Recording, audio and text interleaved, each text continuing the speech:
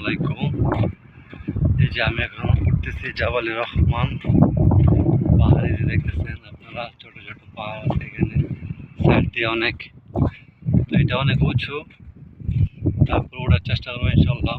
অনেকে উঠে এখানে, আপনারা দেখেন এই যে সুন্দর পাথর, কত সুন্দর পাথর মাশাআল্লাহ।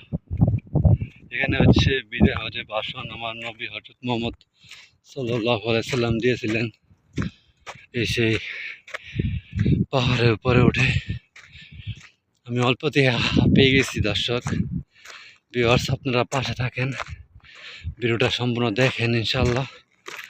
তো অবশ্যই আপনাদের তারা অনেক কিছু দেখতে পারবেন ইনশাল্লাহ। এই যে এখানে সৌদি সরকার হচ্ছে আমাদের জন্য, যারা এইখানে উঠে ওনাদের জন্য খুব সহজ করছে, সিঁড়ি দিয়ে দিছে, সিঁড়ি বায়া বায়া উপরে ওঠার জন্য।